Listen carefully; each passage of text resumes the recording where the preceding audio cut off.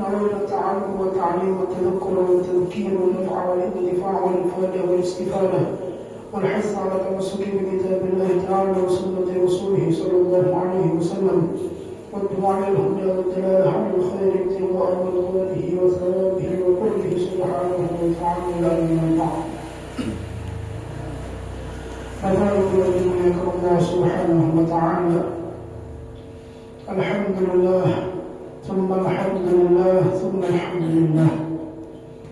Di hari pertengahan daripada bulan Ramadan, Allah masih memberikan kita kesehatan, keselamatan, keafiatan dan iman kepada Allah, menjadi umat baginda Nabi Muhammad sallallahu alaihi wasallam. Salawat dan salam mudah-mudahan senantiasa tercurahkan ke haribaan junjungan kita, kekasih kita baginda Nabi Muhammad sallallahu alaihi wasallam, dan kepada keluarga, sahabat dan pengikut beliau hingga akhir zaman. Baginda Nabi Muhammad sallallahu alaihi wasallam menyebutkan di dalam hadisnya, ahabbul biladi ila Allah masajiduha wa abghadul biladi ila Allah aswaquha. Tempat yang paling dicintai oleh Allah Subhanahu wa ta'ala dari ribuan jutaan tempat di permukaan bumi, ada tempat-tempat yang paling dicintai oleh Allah Subhanahu wa ta'ala, dan yang paling utama adalah sebagaimana yang dikatakan Nabi Muhammad sallallahu alaihi wasallam, tempat yang paling dicintai oleh Allah adalah masjid-masjidnya Allah. Dan tempat yang paling tidak disenangi oleh Allah, adalah pasar-pasar daripada kehidupan dunia. Apa maksud hadis ini? Apakah dua tempat itu secara mutlak? Rasulullah sallallahu alaihi wasallam memberikan pengetahuan kepada kita bahwa tempat yang disenangi Allah, yang dicintai Allah adalah masjid. Kenapa? Secara logika saja kita berpikir masjid atau musola atau langgar itu digunakan untuk ibadah kepada Allah Subhanahu wa ta'ala, maka jadilah dia tempat yang disenangi dan dicintai oleh Allah Subhanahu wa ta'ala. Tapi maaf, tempatnya masjid, cuman kadang-kadang dipakai sembahyang. Digunakan untuk apa? Untuk beramian, digunakan untuk baju jualan. Artinya penyalahgunaan dengan tempat yang ada. Maka ketika itu berubahlah statusnya. Kemuliaan masjid tetap ada, tapi belum tentu di tempat itu tempat yang disenangi oleh Allah Subhanahu wa ta'ala. Nah, kemudian di akhir hadis Nabi Muhammad menyebutkan tempat yang tidak disenangi Allah adalah pasar-pasar. Apakah secara mutlak? Ada. Tidak secara mutlak. Yang bagaimana yang tidak disenangi Allah, bagaimana yang disenangi oleh Allah? Kalau dalam satu perdagangan atau dalam satu pasar kan beda-beda yang berjualan. Orangnya beda-beda, jualannya beda-beda. Disebutkan kenapa tempat itu tidak disenangi oleh Allah, karena biasanya ini sudah terjadi dari zaman dulu. Mohon maaf, biasanya kadang di pasar itu ada pedagang yang jujur, ada pedagang yang kurang jujur. Artinya aku harus banyak nih, repot caranya. Pembelinya gak dimulik, pokoknya harus untung banyak. Nah, ini yang menjadi perbedaan status daripada pandangan Allah Subhanahu wa ta'ala. Kalau penjual dan pembelinya melakukan hal dengan cara yang disenangi oleh Allah, cara jual beli yang diridhoi oleh Allah, yang memang benar-benar diajarkan di dalam agama Islam, artinya ada curang. Kalau memang ada cacat, ada kekurangan pada barang, disampaikan. Bukan niat untuk membodoh-bodohi, kan? Memang tujuan perdagangan, yang namanya perdagangan itu tujuannya harus ada keuntungan, harus ada keuntungan. Karena kalau ada keuntungan itu yang disebut perdagangan. Yang disebut perdagangan. Kalau misalnya, mohon maaf, kadang kan ada yang menawar saat aja ginjar harga kawanan, saat aja dia kawanan, padahal itu sudah paling harga minimal, untungnya sedikit benar, dan memang namanya orang berdagang mencari untung. Ada orang berdagang mencari rugi, ya Allah. Ada orang berdagang pasti mencari untung. Cuma keuntungan yang bagaimana, cara yang bagaimana yang bisa membawa kita kepada keridhaan Allah Subhanahu wa taala. Dalam berdagang misalnya, apa yang pian tawarkan, ditawarkan dengan jelas, dan jangan disembunyikan kekurangan atau cacat suatu barang tersebut. Misal kita menjual HP, berapa harganya? Oh, itu harganya 1 juta. Apa kekurangannya, apa cacatnya, apa minusnya? Ada minusnya, aman keadaan. Padahal sudah ganti baterai misalnya, atau sudah pernah bongkar misalnya, terus disampaikan. Atau misalnya, oh itu tombol itu layarnya kadang mau, kadang kada, itu wajib disampaikan. Kenapa? Karena orang yang pedagang yang jujur, bukan cuma pedagang jujur, orang yang jujur mereka akan memberitahu penawar itu dengan sejelas-jelasnya. Masalah karena ketika pembelinya, oh dia ada kekurangannya lah, haknya sesuai dengan harga yang kita sebutkan, itu keuntungan pian. Misal pian bermodal 500.000 nuker HP, pian jual padahal HP ini HP bekas. Pian jual HP ini HP bekas, baterainya berganti, sudah pernah bongkar, tapi ketika pian tawarkan 1 juta, pian jelaskan dengan kekurangannya, orangnya hakun menukari, berarti 500.000 yang selanjutnya adalah keuntungan pian. Keuntungan pian. Dan halal kada? Halal. Jelas halal. Kenapa? Sudah dijelaskan secara rinci, kekurangannya dijelaskan, dan orangnya mau menerima. Dengan cara itulah menjadi diberkahi pada penjual dan juga pembeli yang jujur. Maka ketika itu berbeda keadaan. Tempat perdagangan yang apabila di dalamnya dijalankan dengan sesuai syariat Allah, dengan cara yang benar diajarkan dalam Islam, bisa jadi tempat itu yang disenangi oleh Allah, bukan yang dibenci oleh Allah. Tapi kalau sebaliknya, di dalamnya, oh ini mainnya harus kayak gini, amun kadang ini kada untung, mainnya harus curang ini, oh mohon maaf, itu lintas pikiran manusia.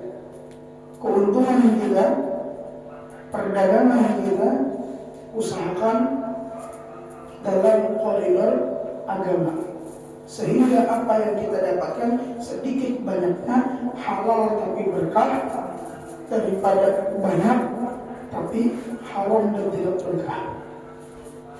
Karena perkumpulan kita, penghasilan kita mempengaruhi dengan kehidupan juga. Oleh sebab itulah Rasulullah SAW menyebutkan bahwasanya pasar adalah tempat yang dibenci oleh Allah, dalam tanda kutip kalau di dalamnya banyak kecurangan. Tapi kalau di dalamnya kebaikan, caranya bagus. Di zaman Sayyidina Umar, pasar-pasar muslimin dijaga. dengan cara yang benar, timbangan yang benar, keuntungan yang memang harus sewajarnya. Amun caranya kada benar, diseret Sayyidina Umar. Bahkan Sayyidina Umar pernah memarahi seorang pedagang karena kada memahami cara jual beli dalam agama Islam. Ujar Sayyidina Umar, amun kan kada memahami, kada suruh jualan. Itu tegas Sayyidina Umar. Cuma paling kada kita sekarang ini paling sedikitnya, paling jangan tertinggal, berdaganglah dengan cara yang baik, berdaganglah dengan cara yang jujur, yang sah jual belinya, jangan sampai jual beli yang kita lakukan tujuannya untuk mencari keuntungan yang diberikan nafkah kepada keluarga, malah dengan cara yang kada baik. Itu diantara faedah daripada hadis baginda Nabi Muhammad SAW. Dan kita alhamdulillah sekarang di pertengahan bulan Ramadan, setengah pertama sudah lewat, tinggal setengah akhir lagi. Ada terasa hari demi hari kita lewati, ya Allah. Cuman perkembangan apa dalam diri kita? Berapa sudah kita membaca Al-Quran, berapa kali khatam sudah, berapa salawat yang kita baca, adakah tarawih yang tertinggal, adakah witir yang tertinggal. Ini perhatian bagi diri kita. Ramadan setengah akhir lagi, satu jumat lagi Ramadan. Cuman kayak apa keadaan kita di dalam setengah akhir ini? Justru baginda Nabi Muhammad SAW sangat memperhatikan bagian akhir-akhir daripada bulan Ramadan. Khususnya ini kita sudah memasuki daripada memasuki 16 ke 17 Ramadan, peringatan nuzul Quran di 17 Ramadan. Kemudian memasuki 10 daripada akhir Ramadan, ada malam-malam yang mulia, malam Lailatul Qadar. Ini kesempatan kita jangan kita sia-siakan. Kita kada tahu ibadah mana yang diterima oleh Allah, tapi kita punya sangka baik, mudah-mudahan amal ibadah kita diterima oleh Allah. Meskipun cuma sekadar sembahyang isya berjamaah dengan sembahyang tarawih. Di dalam hadis Nabi Muhammad menyebutkan, barang siapa yang mengerjakan sholat isya berjamaah, seolah-olah dia mendapatkan pahala seperti orang yang beribadah setengah malam. Kita beribadah setengah malam ya membangun, ya Allah. Tapi orang yang sembahyang isya berjamaah, pahalanya dilipat gandakan oleh Allah Subhanahu wa Ta'ala, mengimbangi dengan pahala orang yang beribadah setengah malam.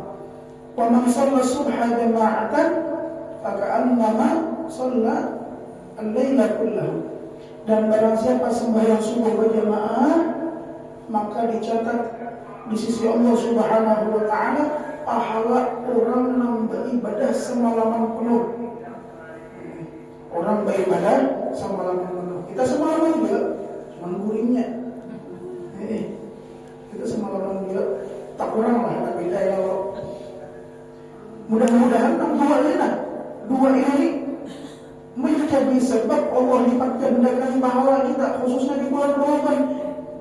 Amal wajib yang kita lakukan dilipat gandakan oleh Allah. Amal sunnah yang kita amalkan dilipat gandakan oleh Allah Subhanahu wa Ta'ala. Makanya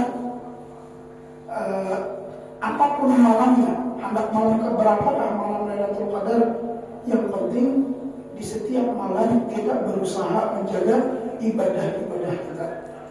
Yang wajib kada tertinggal, sunnah muakkad tarawih witir kada tertinggal, mengaji jangan ditinggalkan meskipun sedikit jangan ditinggalkan. Tiap malam dia digawi, insya Allah ada ijat nang kana amalnya, insya Allah ada yang kana. Masalah karena diterima oleh Allah atau kada, itu Rasulullah Ta'ala. Yang penting kita beribadah, tugas kita menjalankan apa yang diperintahkan oleh Allah Subhanahu wa Ta'ala. Apa yang akan Allah berikan itu terserah Allah Ta'ala kepada kita. Tapi Allah akan bakalan menyia-nyiakan daripada amal ibadah kita. Mumpung masih ada umur, mumpung masih sehat, mumpung di tahun ini kita masih berjumpa dengan Ramadan. Mudah-mudahan tahun ini berjumpa lagi dalam bulan Ramadan dalam keadaan sehat, walafiat, panjang umur, berkah. Jangan sampai Ramadan ini menjadi Ramadan yang lebih buruk dari sebelumnya. Harapan kita Ramadan ini menjadi lebih baik, lebih berkah dari tahun-tahun sebelumnya. Di Ramadan tahun ini banyak kejadian luar biasa. Peperangan sana sini, keadaan dunia lagi stabil. Ya Allah, apa yang harus kita kuatkan keimanan kita? Kuatkan keimanan kita. Dengan apa? Perbanyak zikir kepada Allah, perbanyak ibadah, perbanyak mengaji, perbanyak salat. Insya Allah kita berdoa mendapatkan keselamatan dunia dan akhirat. Apalagi di bulan Ramadan banyak-banyak berdoa, banyak-banyak berdoa. Di antara waktu mustajab berdoa, di antara waktu mustajab berdoa ketika berbuka puasa. Nah, ini di antara waktu mustajab berdoa itu ketika buka puasa. Makanya kalau di beberapa tempat, bahkan dulu ketika kami di Tarim, disarankan oleh beberapa masyayikh guru-guru sana, kalau habis buka puasa ya sih banyakkan kurma, minum banyak, jangan langsung makan yang lain, berdoa dulu sih. Kenapa? Di situ waktu mustajab, waktu mustajab. Kadang kan kita ingat kalau sudah tak ada makanan yang lainnya ingat kita. Pokoknya dua, amun kada makanan, HP, muntah ada dua ini selesai, game. Yang lain itu bisa kita kira lagi. Kalau baru kapan nih dengan kawan ini ada apa? Maka bahaya banget. Makanya orang puasa keuntungannya luar biasa. Keuntungannya luar biasa. Doa dikabulkan oleh Allah. Ingat waktunya. Di antara waktunya ketika berbuka puasa. Yang punya hajat, punya keperluan, punya keinginan, punya cita-cita, berdoa minta dengan Allah. Selain itu di waktu sujud terakhir, dalam sholat witir, minta kepada Allah Subhanahu wa Ta'ala. Mudah-mudahan Allah catat kita sebagai orang-orang yang mendapatkan kemuliaan malam Lailatul Qadar. Amin ya rabbal alamin. Bapak Ibu yang dimuliakan Allah Subhanahu wa Ta'ala, mudah-mudahan sedikit ini bermanfaat bagi kita, menjadi pengingat bagi kita, penyemangat bagi kita. Mudah-mudahan Allah berikan kita kesehatan, keafiatan, panjang umur. Doa kepada Allah Subhanahu wa Ta'ala, mudah-mudahan Allah kuatkan keimanan kita, keluarga kita, anak istri kita, saudara kita, jiran dan tetangga kita, dan mudah-mudahan Allah selamatkan kita semua dari fitnah akhir zaman, fitnah Masih Dajjal, dan mudah-mudahan Allah kuatkan keimanan kita. Allah selamatkan kita dari segala bahaya malapetaka di permukaan bumi ini. Mudah-mudahan Allah Subhanahu wa Ta'ala memberikan perlindungan kepada kita semua, keluarga kita dan seluruh kaum muslimin dimanapun berada. Mudah-mudahan Allah selamatkan saudara-saudara kita muslimin di Gaza, di Palestina, di Lebanon, di Irak dan sebagainya. Mudah-mudahan Allah Subhanahu wa Ta'ala memberikan kejayaan, perlindungan kepada mereka semua. Dan mudah-mudahan Allah satukan hati umat muslimin. Dan mudah-mudahan Allah Subhanahu wa Ta'ala memberikan kita taufik, kekuatan dalam ibadah taat kepada Allah Subhanahu wa Ta'ala. Ikhlas karena Allah Subhanahu wa Ta'ala, tambah hari tambah dekat kepada Allah, tambah hari tambah dekat kepada baginda Nabi Muhammad sallallahu alaihi wasallam. Dan paling penting kita minta kepada Allah, mudah-mudahan Allah jadikan akhir kehidupan kita akhir yang husnul khatimah. Amin ya rabbal alamin. Wa ala rasulillah sallallahu alaihi wa sallam zaman wa kullu qalbi kulli hin wa ala Muhammad sallallahu alaihi wasallam. Al-Fatihah.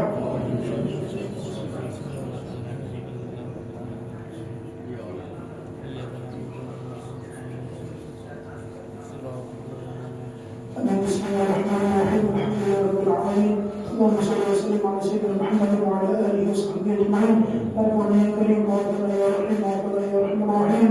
Allahumma rabbana zidna ilman nafi'an wa sahna rizqana wa barik lana fi ma razaqtana waj'alna mahbuban fi qulubihim baika wa 'azzat qulubihim waj'alna hajjan fid dunya wal akhirati min al-muqarrabin ya kathir an-nawal ya hasan al-ta'ala wa qaim bil zawal bila mithal wa alhamdu wa lakal minna wa lakal syukru ala kulli hal. Rabbana taqabbal minna innaka antas samiul 'alim wa tub 'alaina innaka antat tawwabur rahim. Sallallahu alaihi wasallam Muhammadin wa ala alihi wa sallam. Subhana rabbika rabbil izzati amma yasifun wa salamun ala al-mursalin walhamdulillahi rabbil alamin. Mungkin sekedar sampaikan bahwa kita maaf yang terhadap beliau berikan hidayah wa ridha wa inayah. Wassalamualaikum warahmatullahi wabarakatuh.